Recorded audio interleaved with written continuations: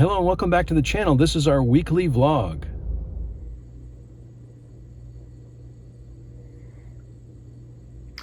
Over the weekend I was watching a part of this box set which is on the Criterion channel. This box set, this Criterion release box set, is called America Lost and Found, the BBS story, and it contains the movies Head, Easy Rider, 5 Easy Pieces, Drive, He Said, A Safe Place, The Last Picture Show, and The King of Marvin Gardens. And I was watching 5 Easy Pieces over the weekend, which I've seen before, but what an amazing film, this Bob Rafelson movie. I love the artwork on this release too, and there's the back of it. And it's a really great film from 1970, has a lot of extra features on it. I'm going to read the back also because I think a lot of people remember from 5 Easy Pieces, you remember the diner scene or maybe the beginning of the movie where Jack Nicholson is an oil rigger. But the end of the movie, the middle to the end of the movie is much different than the beginning. And so it was interesting to see that after all these years. Jack Nicholson plays the now iconic cad Bobby Dupuy, a shiftless 30-something oil rigger and former piano prodigy, immune to any sense of romantic or familial responsibility, who returns to his childhood home to see his ailing, estranged father, blue-collar girlfriend Karen Black, and Karen Black is amazing in this movie also. All the performances are great in it.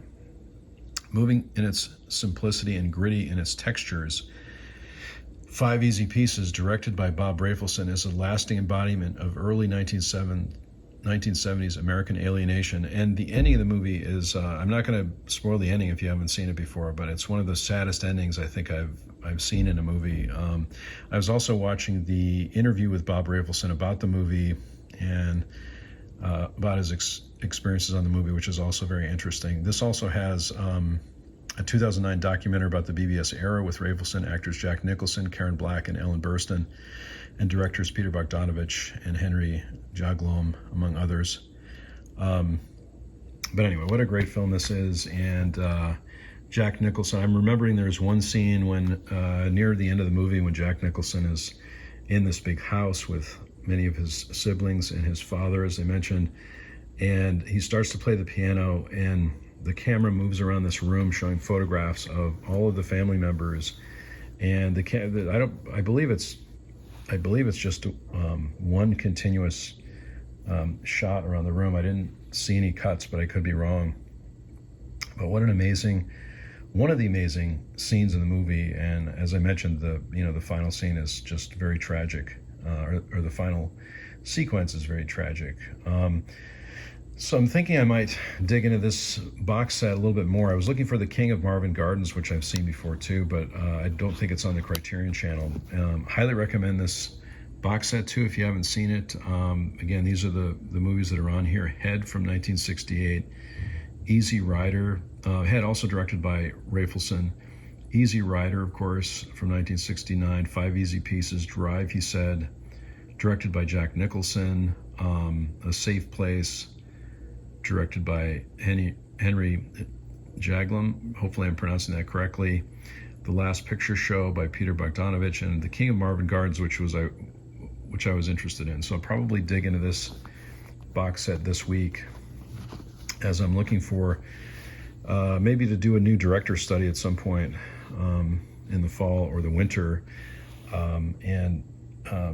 These are some great Bob Rafelson movies.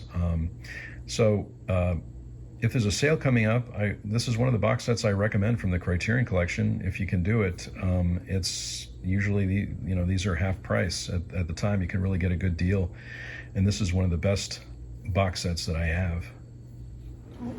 So we're making pizzas tonight. It was a little bit busier today. We went to the store, didn't film any of it. Which I guess is okay. We didn't film any of it, but the store was not that crowded. But you got your vaccinations today, right? Yeah, I got the flu and the COVID vaccine. How do you feel now? How do you feel? Okay. I feel okay. You feel okay so far? It's only been a couple hours, right? It's been like, an hour and a half. I mean, Seemed like there were more people getting vaccinated today than last week. Yeah, today, I know it seemed like there were, but then you still had to wait only 10 minutes, which wasn't too bad, right? Yeah, but that's because I accidentally jumped ahead of somebody else. We usually do different things when we make pizzas. So I put the sauce on. Well, I started the oven, and then I put the sauce on, and then I cut up the meatballs, and then you do a great job with the cheese. Get the cheese on there, and then we've been adding like different kinds of cheese. I guess for the last couple times it's been the same, but we usually have this part skim mozzarella, and then we have the Parmesan cheese. Yeah, it's behind the other one. Parmesan cheese, yeah. And the meatballs. Which we showed last time, so. The meatballs are a new addition. We couldn't think of what to add for dinner, so I guess this is it. Pizzas for dinner. And you gotta squish them. Sometimes when we're filming, we live in an apartment, and so the air conditioning and the water heater is on, and it gets pretty loud, and I usually have to wait until everything's off to film a regular video. But today everything comes on at the same time, it seems like, but that's just the way it goes. So sometimes the dryer's on, so we have the dryer on, the air conditioning on, the water heater on, and it gets a little bit loud. So if you're watching the video and you hear you might hear some of that in the background. So I just thought I'd mention it. We decided to cut our pizzas. We decided to do little Tiny little slices. tiny slices. There you go. Looks great. It looks pretty good, right? Look at that. Look at those pizzas. They're little tiny slices. Little tiny slices. I thought that's kind of neat. Looking outside today, you can see there's some leaves that are changing. Let's see if I can zoom in here maybe a little bit to see. Just on the side here. Oh, there's birds flying too. Jesse's resting today after the vaccines yesterday, so we'll probably make today a little bit more of a rest day. Although I am getting ready to do a video with my good friend Aaron Pinn. Hopefully you're following Aaron's channel, and we're going to talk about some old horror films. I think the video that he's doing today is a recorded video, and it'll probably be out in October sometime, so watch for that, and I'll certainly share a link when it comes out. But it is nice today. It's getting a little cooler, so we're just kind of taking it easy today and doing some work around the house. Just a little more behind the scenes. I've been using this Yeti Blue mic, which I've had for many years. Great for podcasting, great for doing live streams. Highly recommend it. And I'm sure there's new models out also, and there's different colors and things like that. But this is something that I've always used and continue to use. It's also good for recording if you're a musician. It's really good for recording. And then I usually plug in some external headphones into this. And at some point, maybe I'll upgrade these mics, or if we start to do more podcasting, I'll get a different set of mics. But so far, it's working pretty well. I have this other shelf in the bedroom that I keep a lot of my books on, and some extra, some of the box sets that don't fit on the Criterion shelf. So I have the Godzilla set over here, which fits in this larger shelf. I have the Fellini set, the Bergman set, and then I have these other books too. I might do another video where I just show some of the movie books I have. So I have one on Young Frankenstein, Saturday Night Live. I've got this beautiful Robert Altman book that my wife got me, Close Encounters of the Third Kind book, which is great. I have timelines of everything. I really love looking at history timelines. There's a Star Trek book here, American Splendor. Then I've got all these TCM books, which I really like, which again, maybe I'll make a separate video to show all these, but I do keep them on a shelf in the bedroom. So I've got Forbidden Hollywood, must-see sci-fi, essential must-see movies 1 and 2. There's 52 more must-see movies, and then essential directors, and then TCM Underground. So I really love this little shelf, and it's a place where I move some of my other films and really keep a lot of books. I also have a lot of music DVDs down here too that I keep on the shelf, and then another shelf with some of the things that I'm watching. Like I keep Columbo pretty close by. I've got Till Death that I've talked about, an Al Pacino box set, and the Aki Kaurismäki set. Also, Tales from the Dark Side, which is a series I hope to get into. this year, and I've got Faulty Towers and the Rise and Fall of Reginald Perrin, which is a UK show that I haven't seen in a while. Is that good? Yeah. Okay. I got it.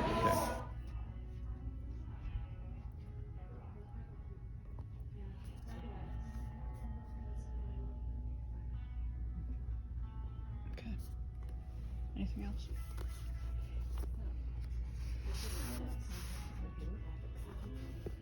Huh?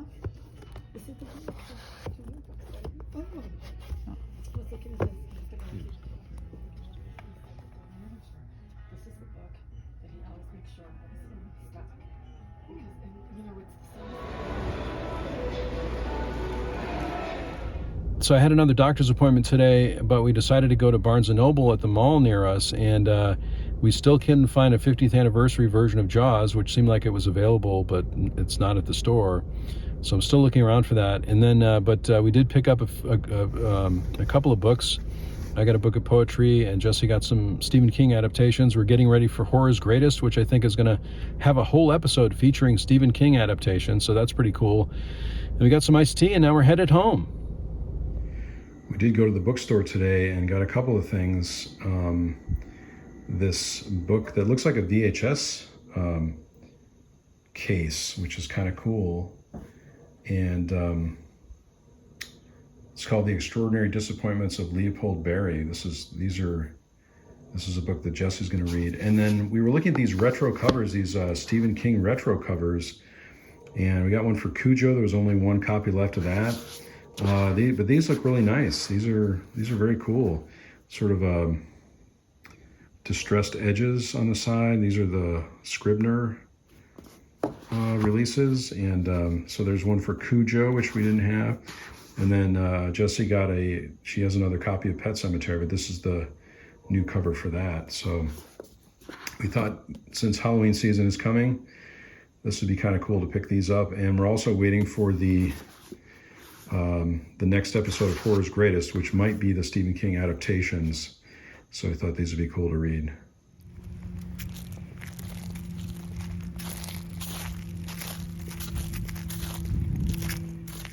It's been another long week. We had kind of a busy week.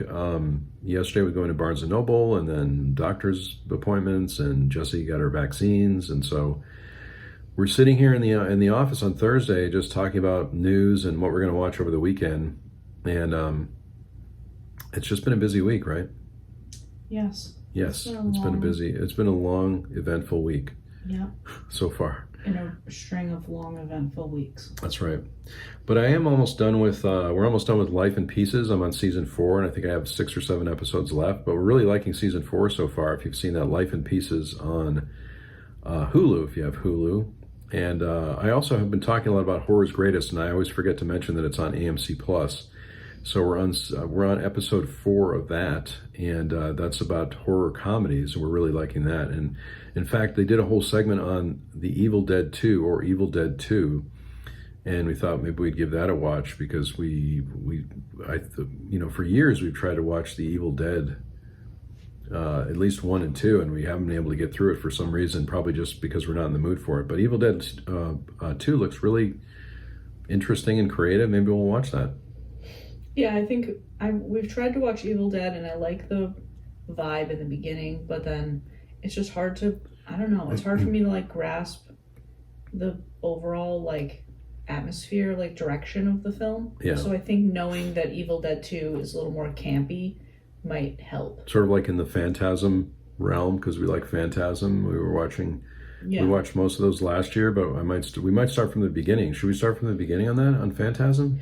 Or should we just keep watching what we were doing? I think we should, because we got to, I think, like Phantasm 4 maybe, or 5. Yeah.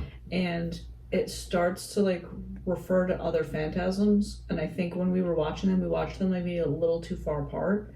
So the things that they were referring to, we were like, wait, when did that happen? Or which one did that? So I think they'll be nice to like watch kind of in sequence. I think that's also a series that benefits from low budget. Like in the beginning, the director and creator, Don Coscarelli, I think that's his name, but please feel free to correct me if I'm wrong in the comments here, he didn't have a lot of money in the beginning, and so a lot of the effects, although the movie is scary in a way, in a way, a lot of the practical effects are pretty cheesy. It's also, I feel like each movie is like has a guaranteed car explosion. Yeah.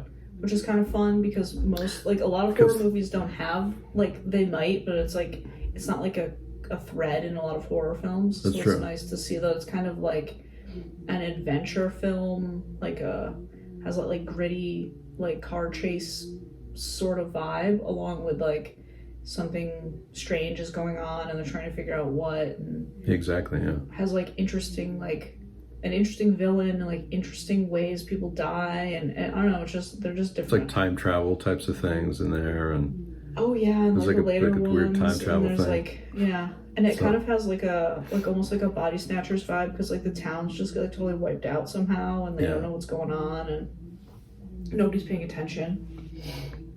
I forgot, maybe they're going to be vacuuming upstairs today. This is Okay. just someone's apartment. This isn't building. I think it's vacuuming. yeah, it's not the building vacuuming, but it's Well, because we're not sure if they're moving out upstairs. we're not sure, but it sounds like you're at the dentist too a little bit. But so anyway, we might watch that, which would be fun to see again. I always remember the taillights of the car driving away. I always remember the car driving away in a bunch of scenes. So you just see the taillights, and so sometimes at night I always think of Phantasm when I see that. Oh You know. yeah, because they kind of just like each movie kind of There's like a moves big- on to another town. A big in a sense. a big car that drives away. Yeah. So Phantasm, and then we started watching the Halloween baking challenge yesterday, right? Because I think after we were watching horror's comedies, or horror's greatest, but it's horror comedies we were yeah. watching. There were some like kind of really gross kind of segments in there, and then we were like, maybe we shouldn't watch this right now. So we started So we watching started Halloween Baking Championship. which we like, which is on Max. Max. Max. There's And, 10 seasons 10 if you're seasons. into that. If you like that.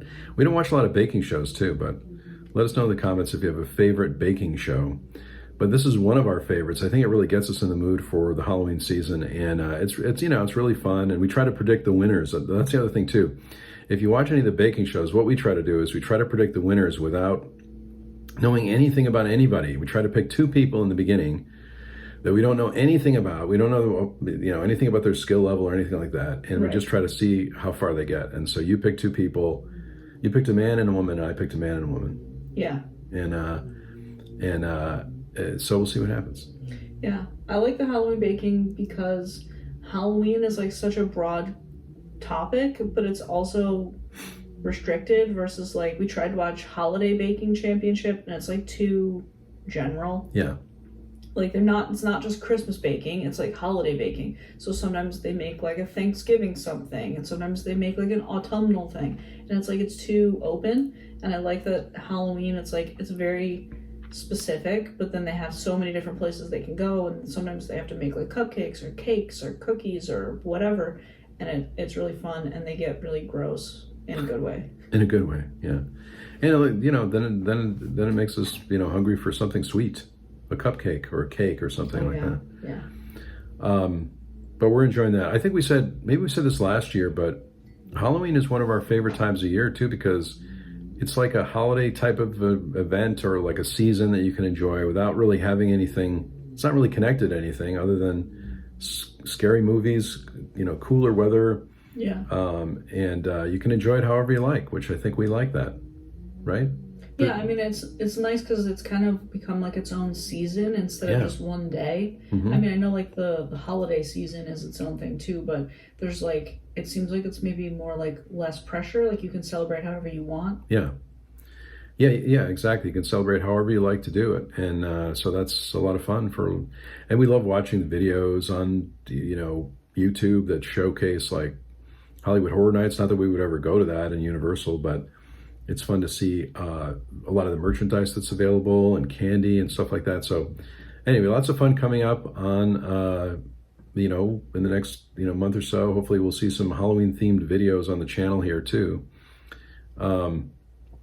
I always think this is going to be a short segment and then we go a little bit longer, but I did want to talk about one other thing too. This news this week about Lionsgate. Lionsgate partners with AI firm to generate video from its IP. I guess they partnered with a company called Runway on a new model customized to the studio's proprietary portfolio of film and television content. This really concerns me too. I feel like as much as I am interested in artificial intelligence and where things are going, for movies, for me anyway, I don't like a lot of AI generated content in general, because I would rather see real actors doing real things on the screen. You know what I mean? I know there's CGI, and I know there's all these. You need special effects in movies to either save money or show something that you can't really build. I get that. I understand that, but I guess as I'm getting older, I just prefer just a couple of actors on the screen. Yeah. I feel like it gets tricky because current technology like Photoshop and CGI is, to me, it's like it's rooted in like something real. Yeah. Like you want to take something real and then you want to use the technology to make your vision sort of come to life. Right. Whereas I feel like with AI, it gets a little tricky because with AI so far, you're just typing some words into a box and then the entire thing is just created. Yeah. Right. Yeah. And so I can see why it can get slippery because you want to still have a vision that you're trying to share. You don't want it to just be Sure. somebody put a bunch of words in a box and then it was all created in 3 seconds and they just put it in the movie and then there you go. Yeah. Like we like the creativity that a film provides. Yeah, I agree. And I understand the special effects have been used for many, many years without AI, and but for me it really takes me out of the film, and I can't really, lately anyway, I can't usually watch a film that has a lot of AI in it or a lot of special effects in But do we know of it. any films that have AI specifically? Like special effects I and mean, like computer generation are one thing. Yeah. Like AI is like completely just like we used a computer to put all the stuff together. Like we don't know if any film has like been AI generated. Well, not completely, but I feel like a lot of it's the effects that are used are probably, there were some AI assistance in that. You know what I mean? But I mean, I don't know. But I don't know, because I don't know that's really fair to, like, in Photoshop, there are things that can make your life easier, True, but that doesn't mean true. it's AI assisted. Yeah. You know what I mean? I don't know. I mean, I just think when we watch trailers and things like that too, I just feel like there's a lot of computer generated, whatever you want to call it, whether it's CGI, special effects, AI, whatever tools are being used. It just feels like I would have been more engaged in the story if they went to a real location and filmed it rather than show us something that looks like, it just has a different look to it. Yeah, It seems I like, know how what you like mean, some yeah. of them are like a lot of the trailers we watch it and there's like this dark world, and it's they're kind like of affected almost. Like it that looks one like, yeah, it has a that's look supposed to it. be like that's in the not- 70s or Yeah. 80s, but it like looks weird. Like it doesn't Yeah. look right. Yeah, I just think it's tough because there are tools right now that can make things look a certain way, but the AI is like the assisted aspect of it, of like the artificial intelligence just made it happen. Yeah. Versus like some person sat at a computer for 150 hours to make it look like the 70s. Sure. Versus take this footage and put a 70s filter on it Yeah. and it was done in 5 seconds. Yeah. There was one we were just watching recently, which was like supposed to be in the 70s. Oh, but I think like it's it could that be. New Salem's Lot. The new Salem's Lot. Yeah, exactly. But Which was a shame because we were kind of interested we were interested in that. Yeah. But I'm not really the target audience for these things anyway. That's the thing I realized too. Like I'm watching movies from the 70s. I'm watching, 5 Easy Pieces. I'm watching Aki Kaurismäki films, and so I'm not really the target audience for these types of things. But you can always let us know too in the comments what you think. But I'm trying to watch them. You know what I mean? Like I'm trying to really give it a chance. Anytime I get a chance to see something new, I would love to be able to support new films and all this new technology. I love technology, but it takes me out of the movie. Like I can put on a movie like 5 Easy Pieces and easily get into it and watch the whole thing and be so engaged by it. And there's no special effects in it really at all. Maybe there's some chases on the road or something like that. There's like, car chases or something like that. But it's all done, with real people and real actors and things like that. I mean, I think there still will be a market for that. Like, I definitely can see, like, in the horror genre that there's probably still a market for practical effects. Like people Sure. like practical effects, they like practical makeup, they like things like that. But I think it'll become like another level of like indie films where where that is like a point. Like there was just a movie that came out where they were like, we shot this on film, and it was like a big deal that they shot it on That film. they shot on film. Yeah, I don't know. So I feel like it would be like that, where the specifics and the technical aspects of the film will become part of the selling point of it. Like Yeah. this horror film, we used practical effects. Like this, action film, like we would just watch part of The Fall Guy, right? So it'd be like, oh, I thought The Fall Guy we was made an good. action film. We haven't talked about The Fall Guy. And we, these are practical car chases. These are things like that. I mean, we like The Fall Guy. That's the thing. That's a current movie that we really enjoyed. But a lot of it was because it's like a romantic comedy, right? I mean, so it has like these story elements that you want in it. So you're kind of, even if there are some special effects that take you out of the story, it's okay because you're interested in the characters. You know what I mean? Right. Yeah. So, but this is like a complicated thing too. Whatever you like, you like. I mean, I think that's the thing I've shown on this channel too before. Whatever you enjoy for movies or TV shows, that's totally fine. If that's what you like. I'm just drawn to more, maybe more character-driven type, stories. Yeah. You know what I mean? I mean, and I can see that like there is a place for AI. I mean, obviously it's not going to go anywhere. I just hope that the creativity and the skills that other people have aren't just cast aside, because I think it's still important. Like, the more, I mean, weirdly, like the more we do YouTube, the more we appreciate like, oh, this scene is really edited well, or oh, this editing is really making the creating the atmosphere. Oh, this long shot is like real. Like you start to understand the technical aspects of film more when you're making your own like little films, and then watching it is totally, you feel different. So it's hard to say like, oh, you can just replace all those people with this computer when like all those people made this thing happen. Right. I think the governor of California too just signed a thing. I don't have the specifics about limiting the use of AI, and which I think is a good thing too, right? Because performers that train their whole life to be an actor or whatever whatever they're doing in film, stunt people. You don't want those people to be replaced. That takes there's a lot of talent. There's a lot of education that goes through goes into being those types of performers. So we'll see what happens in the future. But I mean, I think they also talked about how like a few months ago, right, they were talking about how it could be a thing where an actor would go to a place for a couple of days and they would do a lot of recording, and then they wouldn't need you anymore, right? Yeah. You would say certain things, you would move certain ways, and then the computer could just use all of that to do whatever you wanted. Sure. So I think that's part of it, is like they want to avoid paying you for one day and using you for a lifetime. Right, exactly, right? Yeah, and I think, I mean, it is unfortunate. Obviously, the movie business, it's a business, and so they're trying to save money in many cases by using this technology, and I definitely understand that as well. I mean, there's different points of view on this whole topic. I just think for me, as a collector and as a watcher of movies, I'm drawn to things that are more human and things that are more, even though there might be a story like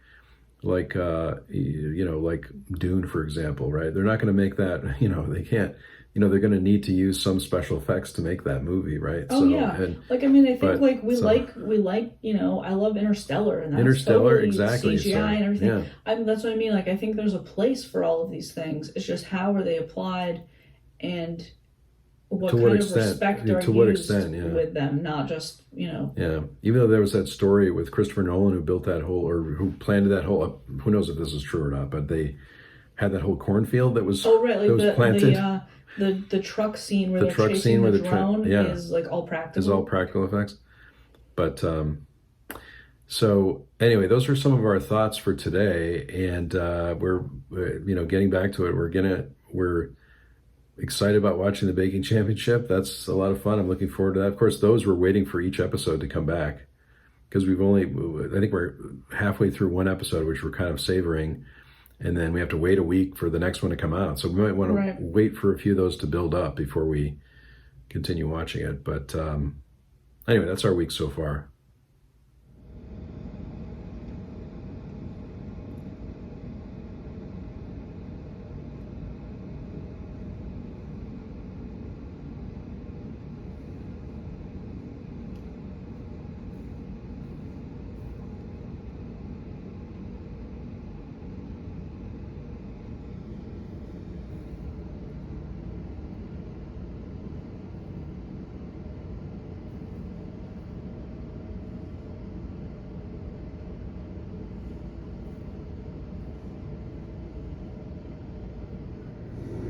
So we started the week making pizza, and now we're ending the week making pizza We're still doing the tiny slices. and doing the little tiny slices. And we're also catching up on Horror's Greatest over there with horror comedies. I got an email from Fandango at Home today, which is one of the digital services that I use, and they said they had upgraded my copy of a few movies to 4K from, I think, HDX, which is pretty exciting when they do that for free. And so they upgraded The Birds, Rear Window, Tully, and The Deer Hunter. We were watching the latest episode of Horror's Greatest on AMC Plus, and they were talking about horror comedies, and we decided to see how many of the titles we have. We also had the majority of the titles that they mentioned that were the greatest horror comedies. And I'm going to start over here too. The first one, or one of the ones they mentioned, is this double feature here with, just the Abominable Dr. Fives with Vincent Price, which we'll probably see this year. Moving over here too, they mentioned the An American Werewolf in London. We have this Arrow release of that film, which is really great. And then we just pulled some of the titles that they talked about. They talked about Abbott and Costello Frankenstein, which is on this release. And I think it's available on, there's an Abbott and Costello box set also, but this has Abbott and Costello Meet Frankenstein. And then they talked about Evil Dead 2. Here's Evil Dead 2 and Evil Dead 1, all in the same release. And Shaun of the Dead. They talked about Ghostbusters, of course, a great horror comedy. We have Ghostbusters 1 and 2, and then Ghostbusters Afterlife. I don't think we have the latest one.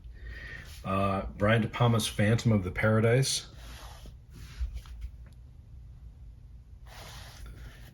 And so many of the ones they mentioned too. Drag Me to Hell. Some of these, again, have comic elements in them, but they are horror movies, of course, too. Young Frankenstein, which I've talked about a lot on the channel. And then What We Do in the Shadows. The Ghost and Mr. Chicken. Beetlejuice, of course. And Addams Family Values. This one I plan to upgrade. And let's see, they also talked about the Gremlins, which we have Gremlins 1 and 2. I'm sure there's other versions of this, but this is the DVD that I have. Another two that I pulled from the shelf is this copy of Reanimator from Arrow. That's another one that was talked about in horror comedies. And then Arsenic and Old Lace, the Criterion release.